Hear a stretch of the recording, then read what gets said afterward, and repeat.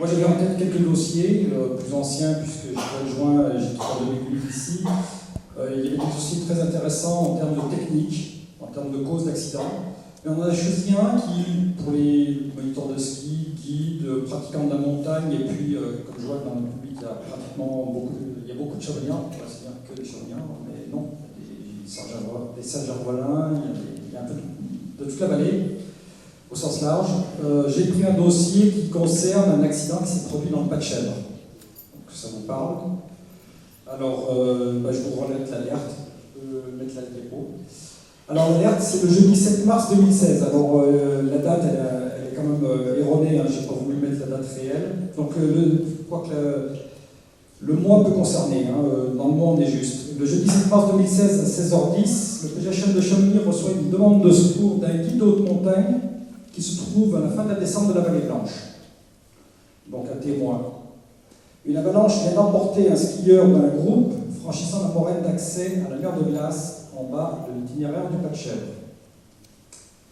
Donc aussitôt, le bidon de secouriste de permanence, donc à la DZ des Bois, est immédiatement engagé à bord d'un hélicoptère avec un médecin SMUR. L'alerte est suffisamment précise pour déjà envoyer une première équipe suffisamment étoffée. Arrivé sur les lieux, le chef de caravane de secours constate qu'il s'agit d'une chute de pierre. 2 victimes ont été emportées. Les chutes de pierre sont incessantes sur le secteur. Donc le dispositif initial de secours que je vous ai décrit plus haut est réarticulé avec des renforts qui sont sollicités. Voilà l'alerte qui se produit. L'heure est réelle, le mois est réel. Voilà, je ne vous donnerai pas l'année. Et les lieux sont réels. Voilà. Donc ça, c'est les faits. C'est les faits tels qu'ils apparaissent. Donc nous, on part sur un secours. On part sur un secours et la priorité, bien évidemment, va à la sauvegarde de la vie humaine, donc aux actes de secours sur les 2 personnes impliquées. Donc tu peux passer sur l'exposé des faits. Voilà, donc je viens maintenant pour vous donner un peu plus de détails sur l'affaire. Donc le jeudi 7 mars 2016 à 16h10, un groupe de 9 skieurs est victime d'une chute de pierre sur la moraine du Pas-de-Chèvre. Donc sur la moraine de sortie, je précise. Je pense que beaucoup vous connaissez hein, ce passage de sortie sous les cascades, commune de Chamonix. 2 skieurs sont immédiatement blessés. Les constatations effectuées conjointement au secours permettent de comprendre la situation générale de l'accident. Je mets un petit détail, souvent on s'occupe du secours en priorité, hein, c'est la vie humaine, et une fois la mission terminée, on regarde ce qui s'est passé, on regarde comment les gens sont équipés, le matériel qu'ils ont, les cordes, ce qui reste, on regarde un peu tout, les skis. Il s'agit d'un groupe de 7 skieurs de nationalité suisse encadrés par 2 guides de haute montagne de la même nationalité. Les 2 victimes sont évacuées par hélicoptère en présence du médecin vers les hôpitaux de la région, Sallanches et Annecy. D'emblée, l'accident est très grave. Le reste du groupe est pris en compte par les secouristes du PGHM et acheminé sur la DZ des Bois. Les 2 guides, donc une fois l'opération de secours terminée, les 2 guides acceptent de rester à la disposition des enquêteurs sans qu'il soit nécessaire de faire usage de leurs contraintes, afin qu'ils soient procédés à leur audition dans les locaux du PGHM. Donc une fois l'opération de secours terminée, on a rapatrié tout le monde, on entame dès ces premiers instants, donc l'heure qui suit le secours, on entame l'enquête judiciaire. L'une des victimes décédera des suites de ses blessures à son arrivée à l'hôpital. La seconde, gravement blessée, sera amputée d'un bras et d'une jambe. Donc vous comprenez que l'accident est grave, que d'emblée nous supposons la commission d'une infraction pénale hein, qui peut motiver le départ d'une enquête. Pour petite précision, nous attaquons souvent par les auditions, premières auditions qui vont concerner un peu tout le monde. Les guides, les clients, voilà, et les témoins éventuels, s'il y a d'autres témoins, on ne se trompe pas à ça. Et dans cette foulée, généralement, dans la première heure, on informe le magistrat de permanence au parquet ici à Bonneville, on lui fait ce qu'on appelle un compte-rendu détaillé de la situation, les premiers éléments, pour qu'il nous donne ses instructions, parce que la police judiciaire, le directeur de cette mission, c'est le procureur de la République, et nous agissons sous ses directives. Voilà. Donc, on se retrouve donc après la phase de secours, une phase de secours qui est longue, délicate. On se bat pour sauver les gens. On ne se bat pas tout de suite pour faire du papier, mais pour sauver les gens. Et après, malheureusement, eh bien, on change la casquette et on passe sous notre casquette d'enquêteur, d'officier de police judiciaire ou d'agent de police judiciaire selon la qualité du personnel. Voilà. Je crois que j'ai tout dit. Donc mon camarade va réaliser l'audition comme on le fait. L'audition, c'est un moment particulier et je ne dirais pas qu'il y a un canevas d'audition, il n'y a pas un type d'audition, mais en fonction de l'enquêteur, en fonction du dossier, de l'accident, eh bien, différentes choses peuvent apparaître et peuvent apparaître de manière différente selon que ce soit moi, lui ou un autre gendarme qui prend l'audition. Voilà. L'assurance, la carte professionnelle. D'accord. Vous êtes de nationalité suisse. Est-ce que vous comprenez le français? Oui, je parle. Vous lisez le français? Je parle le français. D'accord, vous n'avez pas besoin de traducteur? Non. D'accord, très bien. Alors je tenais à vous informer que malheureusement, un de vos clients est décédé. Je sais. Et j'ai informé donc monsieur le procureur. Je vais être tenu de vous informer donc, de vos droits. Je vais vous expliquer comment ça va se passer votre audition. Sachez quand même que vu les éléments, à tout moment, on peut s'arrêter. Si vous avez besoin d'un médecin, il ne faudra pas hésiter. Donc, je vais commencer donc déjà par vous expliquer que l'audition va se dérouler en deux parties. D'une part, la première partie, je vais vous notifier vos droits de personnes mises en cause. Et ensuite, on attaquera l'audition. Donc, dans la notification des droits, vous risquez donc une enquête, enfin, vous allez avoir une enquête sur vous, sur le risque, enfin, sur le motif de l'enquête de l'homicide involontaire, au vu qu'il y a eu un décès, et des atteintes à l'intégrité vis-à-vis d'une des deux autres victimes qui a été évacuée. Alors, concernant ces droits, donc vous avez le droit à tout moment de quitter l'endroit où nous nous trouvons. Vous avez le droit de voter après avoir décliné votre identité, et vous avez le droit d'être assisté par un avocat. Donc, en fait, pour ces droits-là, je vais vous les faire lire. Vous prenez le temps de les lire, et une fois que vous les avez lus, vous l'avez bien compris, vous les signerez donc, au dos du document. C'est ce que vous m'avez dit, là. Disons que les droits vous ont été notifiés avant, mais là, c'est fait par écrit. Prenez le temps de le lire. Merci. Donc, l'audition, on va commencer donc l'audition par, je vais vous demander en fait de me donner donc, des éléments concernant votre formation, c'est-à-dire votre vécu en montagne, les diplômes que vous avez obtenus, quand est-ce que vous les avez obtenus, et tout ce qui est lié justement avec cette activité. Alors, je m'appelle Dominique Stumper, je suis guide à Brigue, en Suisse. J'ai passé le diplôme en 1982 et je suis guide à l'année, l'été, l'hiver. Je travaille que comme guide. D'accord. Combien d'années donc au total? 82, ça fait 33 ans. Vous avez cette activité sans discontinuité? Tous les ans, je suis guide, l'été, l'hiver, je fais du ski, je fais de l'alpinisme, un peu partout, en Italie, en Suisse, en France, en Autriche. D'accord. Donc votre diplôme est à jour? Oui, j'ai suivi le cours de recyclage l'an dernier. Et la déclaration après l'État français par rapport à l'exercice de cette qualité par rapport à... Oui, là c'était un peu plus compliqué parce que avec mon collègue, Hans, on a fait la démarche et quand on a cliqué pour déclarer, ça n'a pas bien marché. D'accord. Ok. Donc je m'interromps à chaque fois pour vous donner une justification, à chaque fois de la structure par rapport à l'audition. Et juste le cadre d'enquête, c'est ce qu'on appelle une audition libre.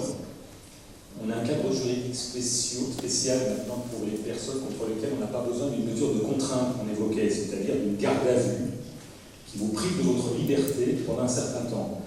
Dans certains cas de figure, et c'est le cas la plupart du temps pour les accidents, on considère que la personne est domiciliée, qu'elle ne va pas se soustraire à la justice et qu'elle peut être entendue librement. Alors elle peut éventuellement demander un avocat dans ce cadre de figure qui permet donc d'assurer la défense de cette personne qui n'est pas mise en examen, c'est simplement une audition par un enquêteur. Mais l'autre cas possible, c'est la garde à vue. L'enquêteur a la possibilité de placer en garde à vue éventuellement la personne en cause s'il estime qu'il y a des raisons qui le justifient. Notamment le risque que la personne s'en aille, parte, n'accepte pas de rester un certain temps. Et pour des raisons de maintien à la disposition de l'enquêteur, la garde à vue peut s'expliquer. C'est très peu utilisé, ça peut arriver quand même, mais globalement on utilise plutôt l'audition comme témoin, comme simple témoin, ou dans le cadre d'une audition libre, avec maintenant des droits nouveaux qui sont donnés à la personne. Et ça la protège et ça lui donne un certain nombre de droits. C'est important, comme d'ailleurs le statut de gardé à vue, qui fait toujours un peu peur, mais qui vous donne des droits. Être vu par un médecin, d'avoir aussi un avocat, etc., etc. Alors évidemment, c'est un épisode qui est humainement déjà difficile. On est intéressé de se retrouver dans cette situation face à l'enquêteur. Donc on va continuer l'audition après votre capacité. Est-ce que vous avez quelque chose à dire tout de suite sur le déroulement de ces faits?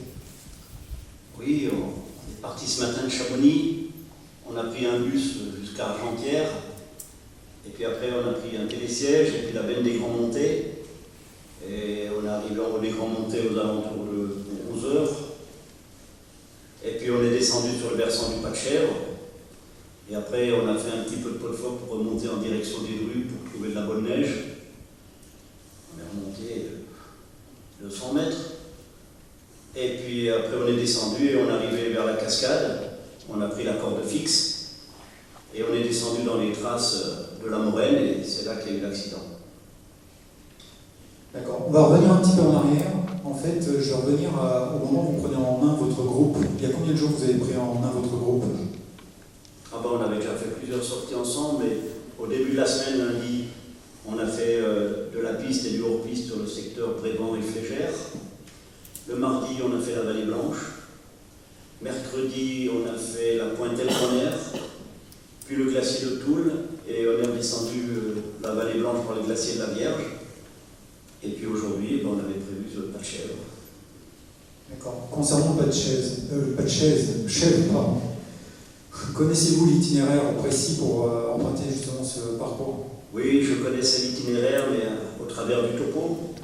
Et puis pour l'avoir observé depuis le Mont-en-Vert, je ne l'avais jamais réalisé, mais avec ce groupe, j'ai déjà fait des descentes aussi techniques que celle-là. D'accord. Vous avez cherché à vous renseigner sur les conditions de l'itinéraire, les conditions techniques? Non, pas spécialement ce jour-là. Une question concernant le bulletin météorologique, vous l'avez consulté? Oui. C'est-à-dire? Pour la météo, le temps était beau, elle était annoncée avec des températures négatives la nuit, et puis positives le jour, mais plus 5 degrés. D'accord. Vous aviez déjà préalablement observé le parcours? Oui, le parcours, je l'avais vu plusieurs fois depuis le bas de la mer de glace. Et à quelle heure? Oh, je ne sais pas exactement. D'accord. Vous aviez déjà constaté lors de ces observations des coulées de neige ou des coulées de pierre? J'ai remarqué comme dans toutes les moraines ou pentes de neige, il peut y avoir des coulées et des chutes de pierre. D'accord. Et lors de cette observation, vous aviez défini un passage au préalable ou vous aviez suivi le topo? À peu près de loin, parce que sur place, on a emprunté une corde fixe qui mène au sommet de la moraine. Et puis on a suivi des traces, c'était évident qu'il fallait descendre à cet endroit. J'avais l'intention de rejoindre un endroit situé plus vers la gauche en descendant, où il y avait plus de neige. D'accord. Et ce choix d'itinéraire, est-ce qu'il a été influencé par d'autres traces que vous avez vues, un autre groupe, ou c'est votre choix à vous? Non, il n'y avait personne d'autre sur place, mais seulement je ne voulais pas passer sous la cascade de glace. Et de plus, lorsque nous avons emprunté la corde fixe qui mène au sommet de la moraine, on a suivi des traces et c'était évident qu'il fallait descendre à cet endroit. Et je voulais rejoindre un peu plus bas à gauche, un endroit où il y avait plus de neige, où ça aurait été plus facile à skier.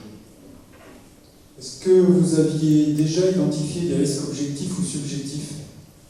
Oui, j'avais identifié des chutes de pierre à cet endroit-là. Et il me semblait évident de franchir le passage rapidement, car dans toutes les moraines comme celle-ci, il y a des chutes de pierre possibles. J'avais donné comme consigne de suivre ma trace, d'avancer rapidement et de prendre des distances. Alors justement, concernant ces distances, est-ce que vous pouvez préciser réellement les consignes que vous avez données à votre groupe? J'ai dit de prendre des distances, je n'ai pas chiffré les distances, mais je me suis retourné, j'ai vu que mes clients étaient tous espacés de 5-6 mètres. Bon. Donc là, pour qu'on soit plus clair, je vais vous demander de me faire un croquis. de me retracer à peu près les grandes lignes par rapport au terrain, et puis de me positionner sur ce croquis tous les skieurs, y compris votre position, en mettant un numéro sur chaque skieur. C'est possible? Oui, je peux le faire. Je vous l'explique en même temps. Vous me l'expliquerez après, comme ça je pourrai prendre l'audition en même temps. Donc ce croquis de toute manière sera versé à la procédure, et ça va nous permettre d'expliquer comment ça s'est passé réellement. Voilà mon dessin. Voilà mon dessin. D'accord. Est-ce que vous pouvez me reprendre le cheminement donc, du choix que vous avez fait sur l'itinéraire et m'expliquer un petit peu? Oui, bien sûr. Vous voyez ici, j'ai dessiné la fameuse corde fixe qui permet d'accéder à la moraine. L'eau de la moraine, c'est ça. Et puis environ 50-100 mètres sur la droite, il y a cette grosse cascade de glace qui pend.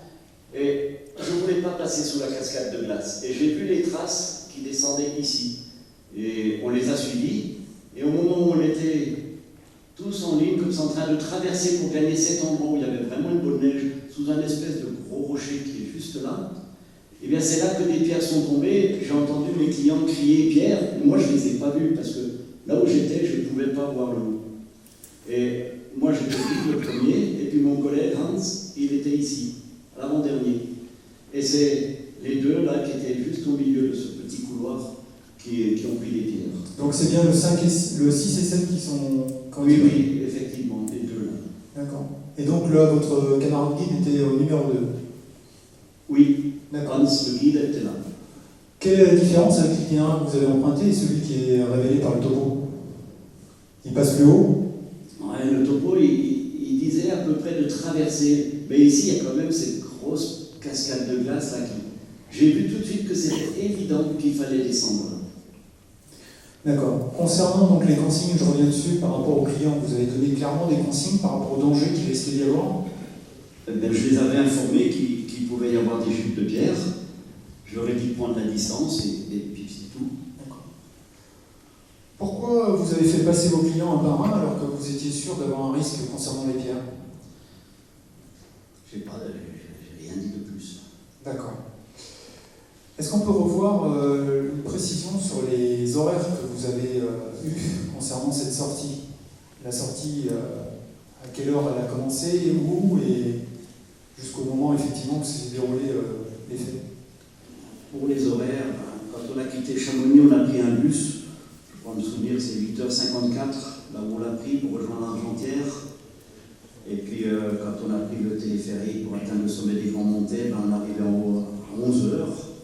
On a dû commencer la descente à 11h30 et l'accident s'est produit un peu après 16h. D'accord. Donc en fait, entre 11h30, le début de la descente, jusqu'à l'événement, c'est-à-dire 16h10, l'heure à laquelle on reçoit l'alerte, vous pouvez nous préciser ce que vous avez fait? Oui, c'est long pour une simple descente, mais au milieu du parcours, je vous disais, on a remis les pots, on est remonté de 200 mètres de dénivelé durant une bonne demi-heure, et puis pour aller vers la base de la face ouest des grues, afin de trouver la meilleure neige. Et on a perdu un peu de temps pour trouver le passage de la corde fixe, je pense une trentaine de minutes, mais je ne sais pas exactement. Quand j'ai constaté les conditions du couloir de la moraine, pour moi il était évident qu'il fallait s'en sortir le plus vite possible. Pourquoi donc vous avez remis une peluche à un moment lorsque vous avez fait effectuer cette sortie pour remonter les 200 mètres? Ah ben, pour trouver de la meilleure neige, et puis pour optimiser la journée. Vous pensiez pas que c'était un peu tard déjà? Ah, effectivement, vu sous cet angle. Initialement, j'avais prévu de passer la journée dans ce secteur pour optimiser la journée. Aviez-vous des radios pour communiquer avec le deuxième guide? Non, on avait chacun un téléphone qui marchait bien, et puis on s'appelait s'il y avait besoin. Quelle solution aviez-vous envisagé dans le cas où vous n'auriez pas trouvé de passage dans la moraine? Au vu de ce qu'on avait observé et puis de notre expérience, on n'avait pas envisagé de deadline pour éventuellement faire demi-tour, et puis au vu de cet itinéraire, on n'envisageait pas du tout de ne pas passer. Avez-vous quelque chose à ajouter à votre déclaration? Ouais, je tiens quand même à remercier les secouristes, et puis j'aimerais savoir ce qui va se passer maintenant.